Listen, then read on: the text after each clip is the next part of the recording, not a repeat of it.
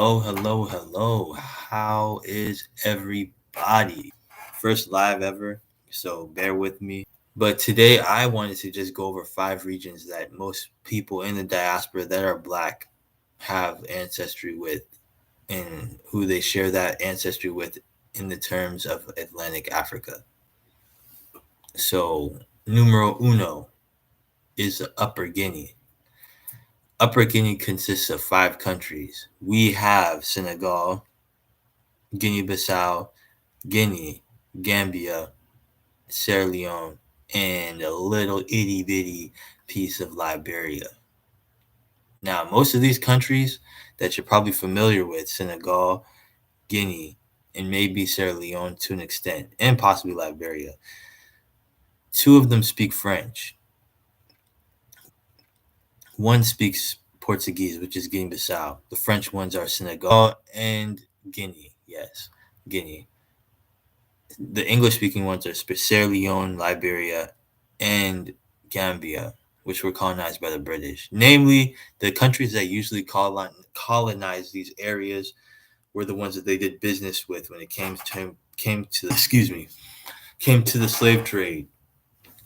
So yeah, that place, it constituted around, I would say, 7% of the total peoples that were taken to the Americas. And you can really break that region up to like three mini regions: Senegambia, um, the Rice Coast or Windward Coast, and then you have Liberia, which is like the Grain Coast.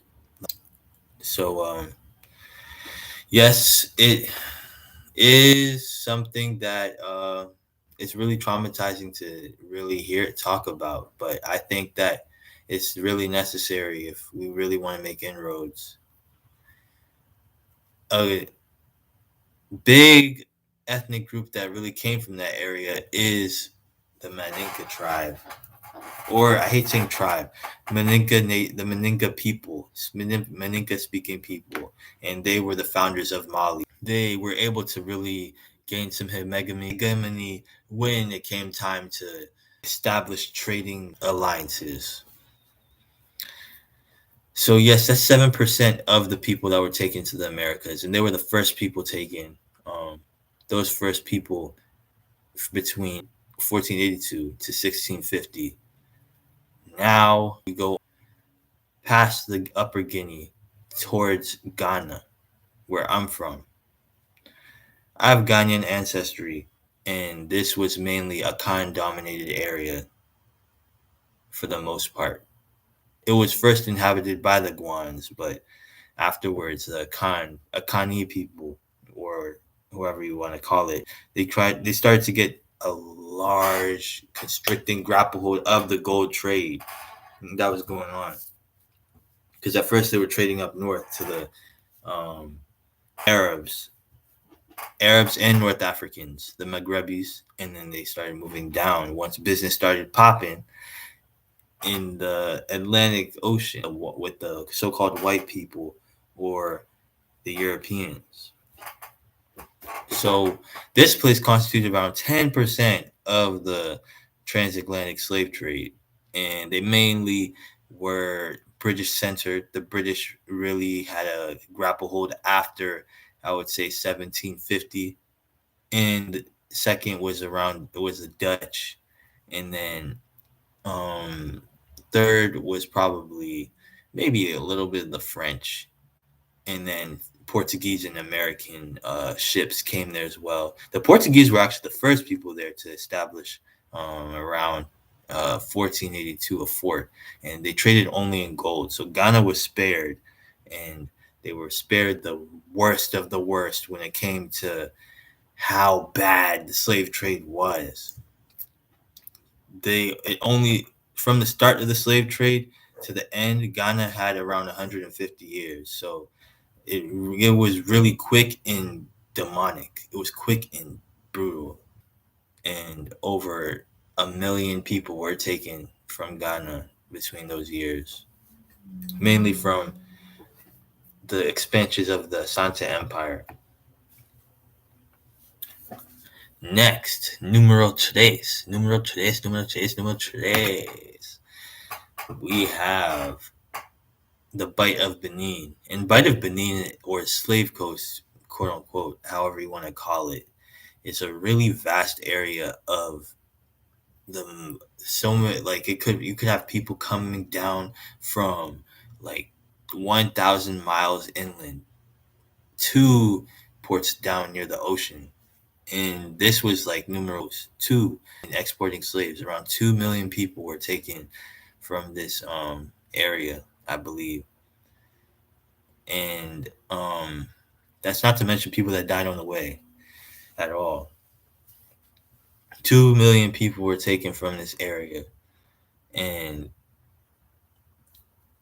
those 2 million people were mainly from the countries of eastern part of Ghana, near the past the Volta, Lake Volta, today's Lake Volta. You have the whole of Togo, the whole of Benin, the whole north of Nigeria, all the way down to the Yoruba land, and stopping around the Benin Kingdom or Edo states of Nigeria. So that's a lot. That's a lot. You know what I'm saying?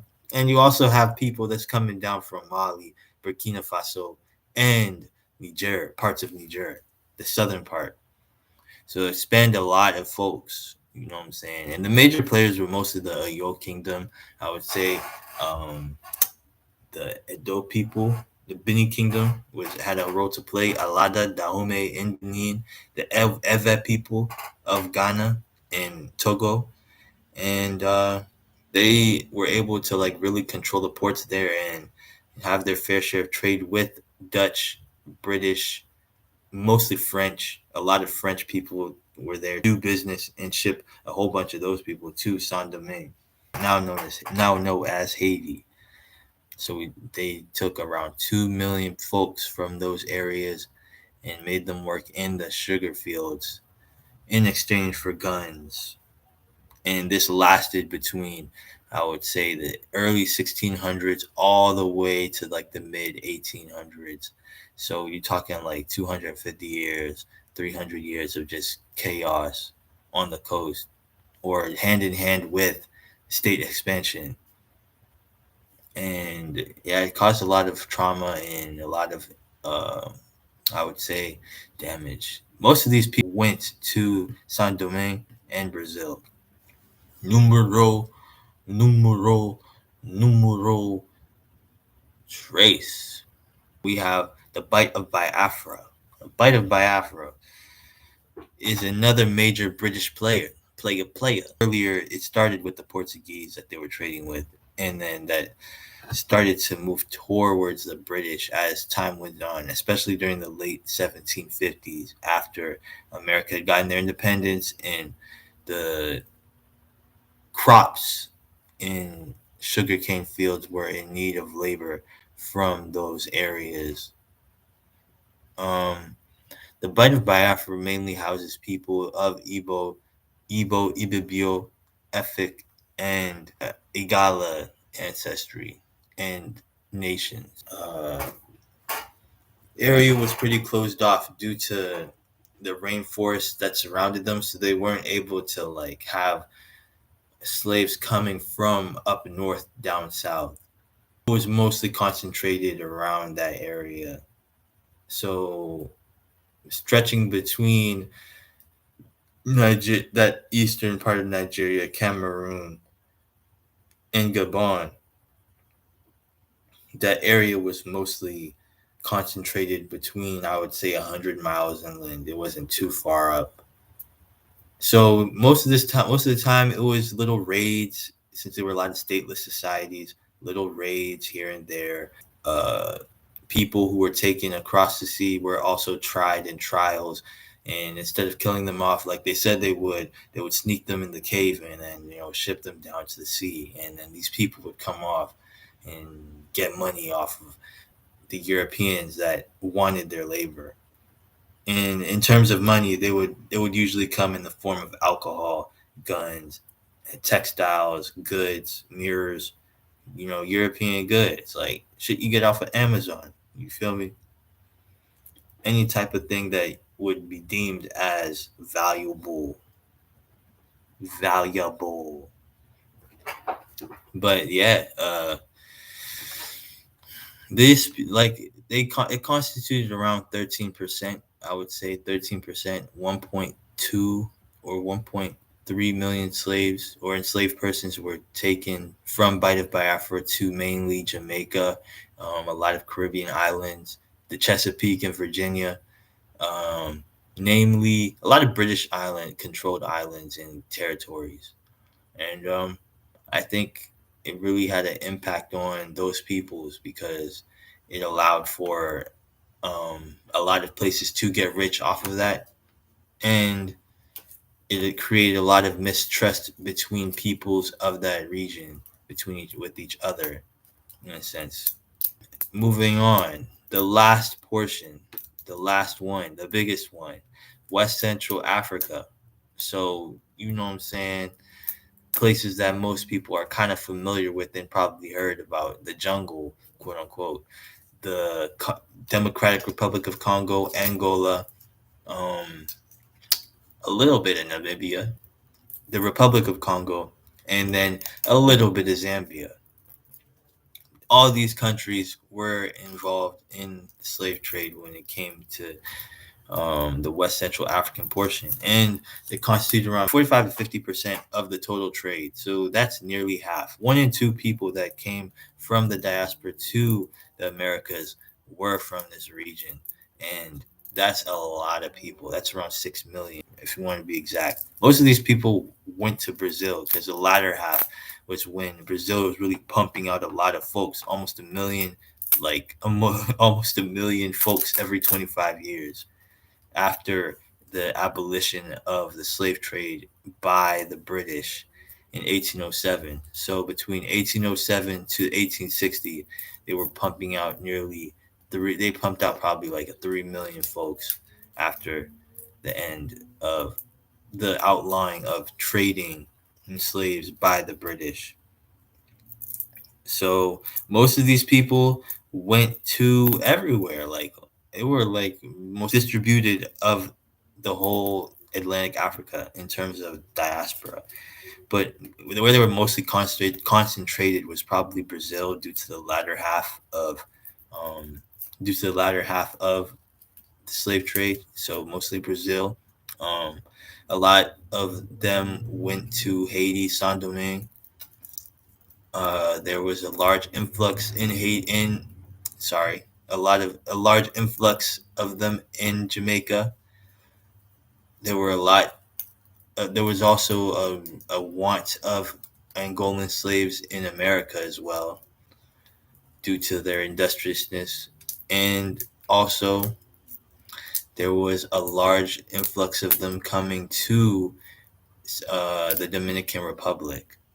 So yeah, I think that plays a part in the music. You can hear it in the music of Brazil and Saint Domingue. You hear that, the multitude of drums, and you can see that even in the culture. A lot of the people that populate the West Central African areas that dominated this area are Bakongo, Tio, Lunda, Ovibundu, Mbundu, also Luba folks too, a plethora of people groups that I'll get into later. Like I have a whole setup planned up to really dive deep into the different ethnic groups that populated this area and really spread out across the Americas and contributed to the wealth that was generated by the Americas and Europe as well.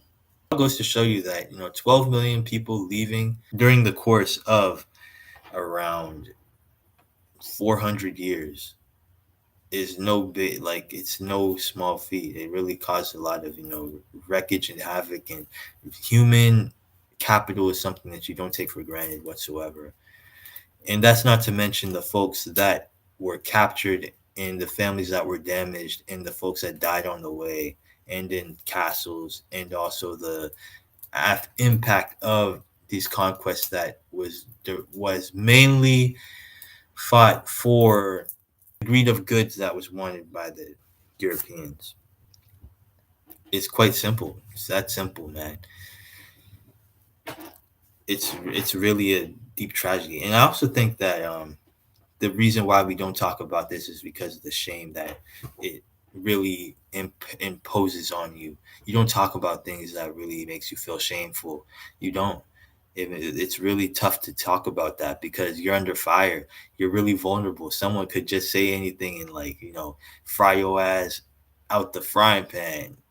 And so many people are angry because a lot. How can so many people around nearly 100 million people in the Americas not know their ancestry or the darker skinned part of their ancestry, so the quote unquote sub-Saharan part, the Atlantic African part? How can you not know? Like, that's a substantial amount of ancestry in a lot of people living here, especially in the United States, Haiti, Dominican Republic, Brazil, Mexico, some part of Mexico, Colombia, Peru, uh, all over. You have a black African community all over in these places, in these countries, all across the Americas, in the Caribbean. They don't have a good sense of, like, who their ancestors were and how, you know, how to connect with that past or history, because it's painful, and two, quite simply, we're just learning and starting out due to racism, uh, a lot of other things that came out of this transatlantic slave trade that I'll discuss later on. But it also helped to make these regions that we're talking about way poorer and depopulated for a time being. So yeah, I just wanted to get intro, not a too long of a live. Just wanted to come out with a few things, such as regions of Atlantic Africa that have a large part to play in globalizing. Have a blessed Sunday, and have a great week. Be great, and let's get this money.